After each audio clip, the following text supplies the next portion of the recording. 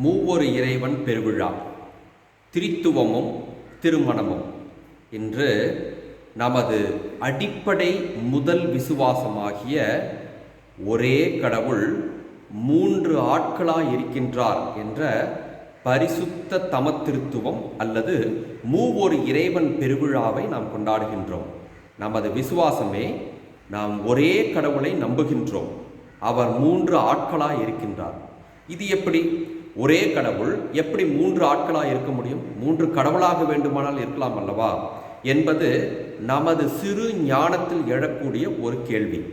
ஆனால் நமது சிறு ஞானத்தை பயன்படுத்தி கடவுள் ஒரே கடவுள் ஆனால் மூன்று ஆட்களாய் இருக்கிறார் என்பதை நம்புவதுதான் நமக்கு கொடுக்கப்பட்ட நியதி. நம்பி அதை அப்படியே ஏற்றுக்கொள்ள வேண்டும். அறிவில் கொண்டு யோசிக்கும் பொழுது இது விளங்காது. விசுவாசத்தை கொண்டு நம்பும் பொழுது நிச்சயமாக கடவுளை புரிந்து கொள்வதற்கு நம்மால் முயற்சி செய்ய முடியும்.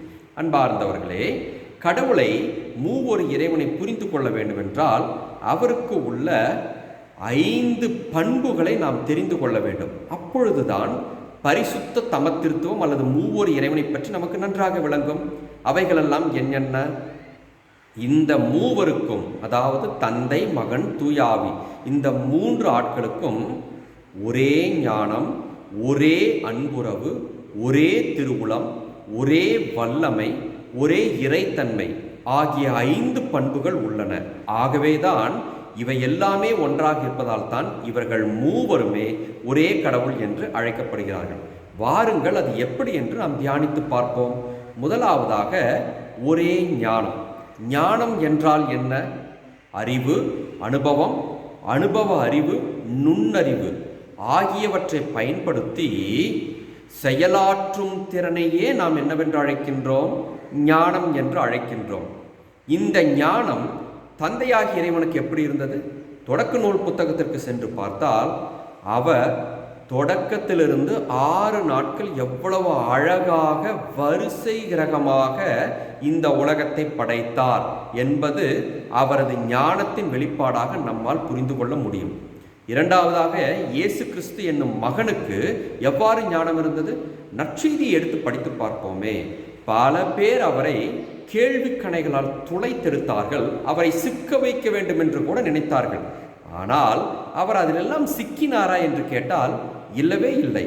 ஓரிடத்தில் விபச்சாரத்தில் பிடிபட்ட பெண்ணை பிடித்து கொண்டு வந்து கூட மோயிசன் சட்டப்படி இவர் சாக வேண்டும், நீர் என்ன சொல்கிறீர் என்று கேட்ட பொழுது கூட இயேசு கிறிஸ்து மகன் தனது ஞானத்தை பயன்படுத்தி ஒரே ஒரு கேள்வியை எழுப்பினார்.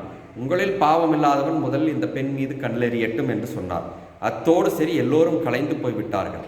ஆக இயேசு கிறிஸ்துவின் ஞானம் அவரது பேச்சிலிருந்து எவ்வளவு அழகாக வெளிப்பட்டது. மக்கள் கூட பேசினார்கள், என்னே இவர் வாயிலிருந்து வெளிப்படும் ஞானம் என்று பாராட்டி பேசினார்கள்.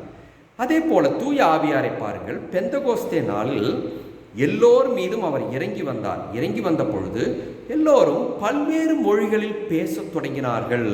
அப்படி என்றால் அவருக்கு எந்த அளவுக்கு ஞானம் இருந்திருந்தால் மக்கள் மீது அந்த ஞானத்தை கொடுத்து பேச வைத்திருப்பார்.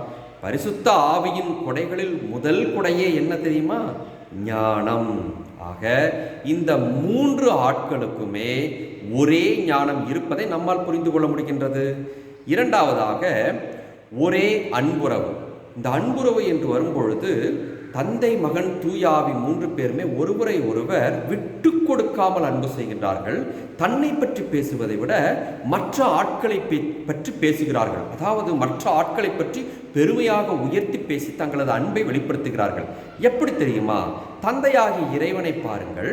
அவர் கப்ரியேல் தூதரை மரியாளிடம் அனுப்பி அவர் பேசச் சொல்கின்றார். பேசும்பொழுது கப்ரியேல் தூதர் என்ன சொல்கின்றார்? தூயாவி உன் மீது நிழலிடம், உன்னிடம் பிறக்க போகும் குழந்தை தூயது என்று சொல்கின்றார். யார் அந்த குழந்தை? மகனாகி இயேசு கிறிஸ்து. அப்படியானால் தந்தை மகனை பற்றி இவர் தூயவர், இவர் எல்லோருடைய பாவங்களிலிருந்து மீட்பார் என்று மகனை பற்றி பெருமையாக பேசுகின்றார். அதிலிருந்து தனது அன்பை வெளிப்படுத்துகின்றார். அதே போன்று இயேசு கிறிஸ்துவை பாருங்கள். தனது தந்தையை பற்றி மிக பெருமையாக பேசுகின்றார். எப்படி என்று கேட்டால் இயேசு கற்றுத்தந்த ஜெபத்திலேயே பாருங்கள், விண்ணுலகில் இருக்கிற எங்கள் தந்தையே, உமது நாமம் தூயது என போற்ற பெறுக என்று தொடக்கத்திலேயே கடவுள் தன் தந்தை எவ்வளவு தூய்மையானவராக இருக்கிறார், அதற்காக நாம் அவரை போற்ற வேண்டும் என்று சொல்கின்றார். தந்தை மகனை தூய்மையானவர் என்று சொன்னார். அதே போல மகனாகிய கடவுள் தந்தையை தூய்மையானவர் என்று தனது ஜெபத்தின் வழியாகவே நமக்கு சொல்லித் தருகின்றார். அடுத்ததாக தூய ஆவிக்கு செல்வோம். தூய ஆவியானவர் எப்படி இயேசு கிறிஸ்துவை உயர்த்துகிறார் பாருங்கள். மரியா எலிசபெத் அம்மாளை சந்திக்க செல்கின்றார். அப்படி செல்லும் பொழுது எலிசபெத் தூய ஆவியால் நிரப்பப்பட்டு அவர் சொன்ன வார்த்தை என்ன? என் ஆண்டவரின் தாய் என்னிடம் வர நான் தகுதி பெற்றது எப்படி? என் ஆண்டவர் என்று வாய்தான் எலிசபெத்தின் வாய் பேசியது. ஆனால் நாவில் அமர்ந்து சொன்ன வார்த்தைகள் யாருடையவை? தூய ஆவியாருடையவை. அவர் யாரை பற்றி தூய ஆவியானவர் பேசுகிறார்? என் ஆண்டவர் என்று தூய ஆவியானவர் பேசுகிறார். யார் அந்த ஆண்டவர்? இயேசு கிறிஸ்து.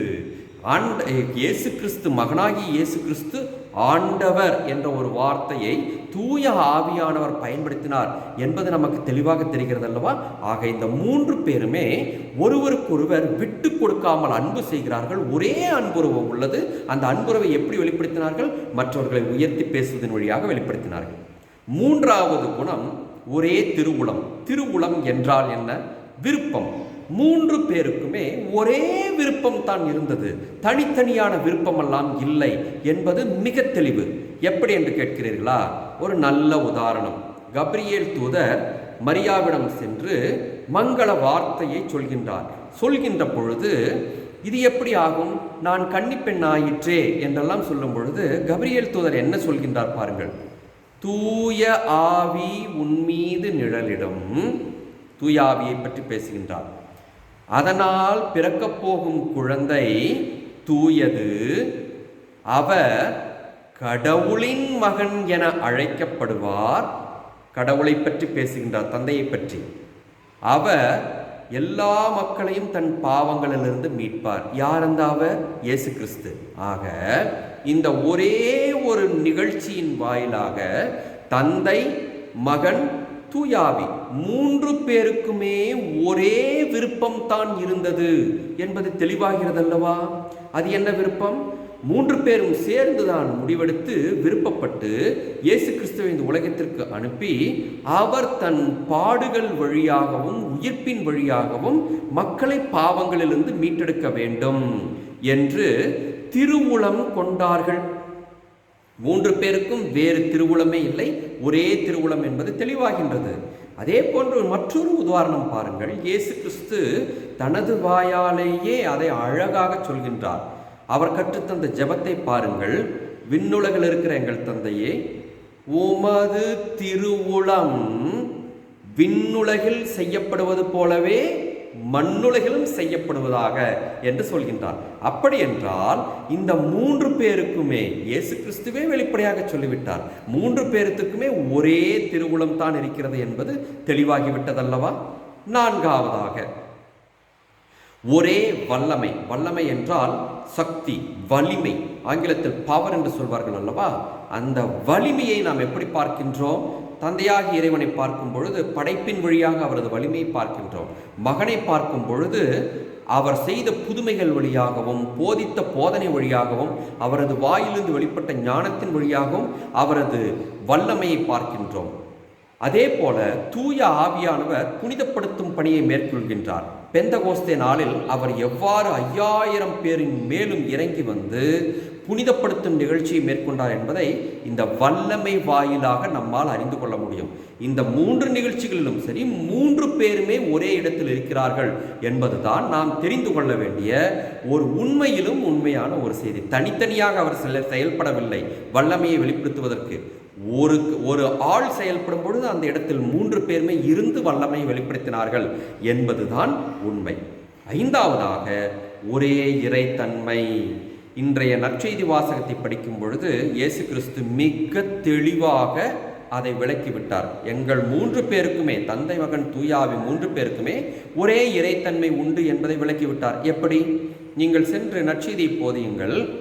தந்தை, மகன், தூய ஆவி பெயராலே திருமுழுக்கு கொடுங்கள் என்ற ஒரு கட்டளை கொடுத்தார். அப்படி என்றால் என்ன பொருள்? நாங்கள் 3 பேரும் ஒன்றே, ஒரே கடவுளே, 3 பேரும் சேர்ந்து வந்தால் மட்டுமே திருமுழுக்கு செல்லுபடியாகும் என்பதை தெள்ள தெளிவாக 3 பேருக்கும் ஒரே இறைத்தன்மை உண்டு என்பதை விளக்கிவிட்டார். அன்பார்ந்தவர்களே, இந்த 5 பண்புகளான ஒரே ஞானம், ஒரே அன்புறவு, ஒரே திருவுளம், ஒரே வல்லமை, ஒரே இறைத்தன்மை ஆகிய இந்த 5 பண்புகளும் 3 பேருக்கும் குறைவில்லாமல் சரிசமமாக இருப்பதால் தான் பரிசுத்த தமத்திருத்துவத்தை ஒரே கடவுள் என்று அழைக்கின்றோம்.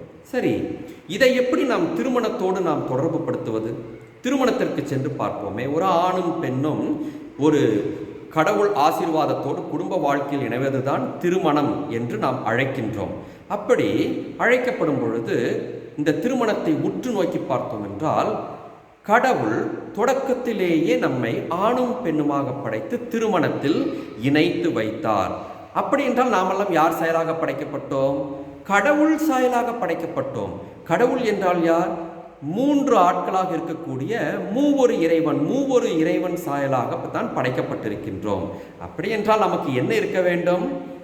மூவொரு இறைவனை போன்றே ஒரே ஞானம், ஒரே அன்புறவு, ஒரே வல்லமை, ஒரே ஒரே திருவுளம், ஒரே இறைத்தன்மை நமக்கு இருக்காது. மனிதத்தன்மை, இந்த 5ம் இருக்க வேண்டும் அல்லவா? இருந்தால் நல்லது. அப்படி திருமணத்தில் ஆணுக்கும் பெண்ணுக்கும் இந்த ஒரே 5 பண்புகளும் இருந்தால் அந்த குடும்பம் பரிசுத்தமான குடும்பமாக இருக்கும். அந்த திருமணம் அழகான திருமணமாக இருக்கும் என்பதில் எந்த சந்தேகமும் இல்லை. ஆனால் இந்த 5 பண்புகளில் ஏதாவது ஒன்று குறைவுபட்டு போனால் அந்த குடும்பத்தில் பிளவுகள் உண்டாவதற்கான சாத்தியக்கூறுகள் அதிகமாகிக் கொண்டே செல்லும். சரி, இப்பொழுது ஒரு கேள்வி நமக்குள் எழுகின்றது. நாமெல்லாம் மூவொரு இறைவன் சாயல் அல்லவா? ஆணும் பெண்ணும் அப்படித்தான படைக்கப்பட்டார்கள். அப்படி என்றால் ஒரே ஞானம், ஒரே அன்புறவு, ஒரே வல்லமை, ஒரே திருவுளம், ஒரே மனிதத்தன்மை அப்படித்தானே நமக்குள் இருக்க வேண்டும். இது எப்படி ஆணுக்கும் பெண்ணுக்கும் கருத்து வேறுபாடு வருகின்றது? கடவுள் சாயலாக படைக்கப்பட்டிருந்தால் எப்படி திருமணத்திற்குள் கருத்து வேறுபாடு வருகின்றது? இது ஒரு நல்ல கேள்விதான். நாம் சிந்திக்க வேண்டிய விஷயம் ஒன்று உண்டு. முதலில் படைக்கப்பட்ட அந்த முதல் தம்பதியர்களை எடுத்துக்கொள்வோம், ஆதாமும் ஏவாளும். என்ன சொன்னார்? ஏவாளை படைத்த பொறுப்பு ஆதாம் என்ன சொன்னார்? இதோ இவள் எலும்பின் எலும்பும் சதையின் சதையுமாக இருக்கிறாள், இவள் என்னிடமிருந்து எடுக்கப்பட்டதால் மனுஷி என்று அழைக்கப்படுவார் என்று ஒரே ஞானம், ஒரே அன்புறவு, ஒரே வல்லமை, ஒரே திருவுளம், ஒரே மனிதத்தன்மையோடு அந்த வார்த்தைகள் பேசப்பட்டன. அந்த ஒரு வார்த்தை இத்தனை விஷயங்களும் அடங்கியிருந்தது. இது எப்போது? அவர்கள் கடவுளின் பேச்சை கேட்டு நடந்தவரை அப்படித்தான் இருந்தது.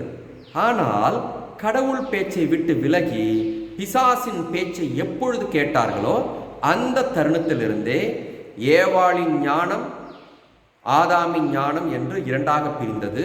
அன்புறவு என்பதும் 2ஆக பிரிந்தது. எப்படி அன்புறவு பிரிந்தது? இதோ இந்த பெண் தான் எனக்கு இந்த பழத்தை கொடுத்தாள் என்று 2 பேரும் தனித்தனியாக பேச ஆரம்பித்து விட்டார்கள், குறை சொன்னார்கள். அந்த இடத்தில் அவர்கள் ஒருவர் உயர்த்தி பேசவே இல்லை. 3ஆவதாக ஒரே திருவுளம், ஒரே எண்ணம் இருந்ததா? கடவுளுக்கு கீழ்ப்படிய வேண்டும் என்ற எண்ணம் இருந்ததா என்றால் இல்லை. முதலிலேயே ஏவாள் கீழ்ப்படியாமல் போனால் அதற்கு பிற்பாடு ஆதாம் கீழ்ப்படியாமல் போனான். ஒரே சக்தி இருந்ததா 2 பேருக்கும் என்றால் இல்லை. நீ பாடுபட்டு உழைப்பாய் என்று கடவுள் மனிதனுக்கு ஆதாமுக்கு சொன்னார், ஏவாளுக்கு நீ பிள்ளையை பெற்றெடுப்பாய் என்று சொல்லி வல்லமையை, அதிகாரத்தை பிரித்து விட்டார். அதே போல மனிதத்தன்மை 2 பேருக்கும் இருந்ததா என்று கேட்டால் இல்லை.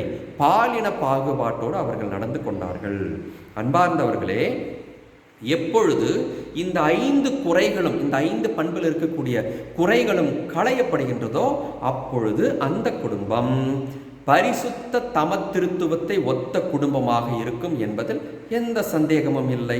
ஆகவே குடும்ப வாழ்க்கையில் இருப்பவர்களும் சரி, அல்லது திருமணத்தில் இணையப் போகிறவர்களும் சரி, நன்கு ஞானத்தை பயன்படுத்தி முடிவெடுக்க வேண்டும். 2ஆவதாக, திருமணம் என்பது அன்புறவை அடிப்படையாக கொண்டது என்பதை நினைத்து பார்க்க வேண்டும். 3ஆவதாக, நாங்கள் இருவரும் சேர்ந்துதான் ஒரே திருவுளத்தோடு ஒரே மனதோடு. இயேசு சொன்னார் அல்லவா, இனி இவர்கள் இருவரல்ல ஒரே உடல் என்று சொன்னார் அல்லவா, அப்படி ஒரே மனதோடு திருமணத்திற்குள் இணைய வேண்டும். ஆண் பெண் என்ற எந்த பாகுபாடும் இருக்கக்கூடாது. நான்காவதாக, ஒரே வல்லமை. எங்களுக்குள் பாலின பாகுபாடே இல்லை என்ற ஒரு நிலைக்கு வரும்பொழுது இருவருமே குடும்பத்திற்கும் திருமணத்திற்கும் சக்தி வாய்ந்தவர்கள், திறமையானவர்கள் என்பதை உணர்ந்து கொள்வார்கள். ஐந்தாவதாக, ஒரே மனிதத்தன்மை. நான் ஆண் பெண் என்ற பாகுபாடு இல்லை, எல்லோரும் மனிதர்கள் என்ற ஒரு நிலைக்கு தள்ளப்படுவார்கள். ஆக பரிசுத்த தமத்திருத்துவமே திருமணத்திற்கும் முன்னுதாரணமாக இருக்கிறது என்ற ஒரு உண்மையை புரிந்து தற்கால குடும்பங்கள் இதை மதித்து நடந்தால் வாழ்வாங்கு வாழ்வார்கள் என்பது உறுதி. திரித்துவம் திருமணத்திற்கு முன்னடையாளம்.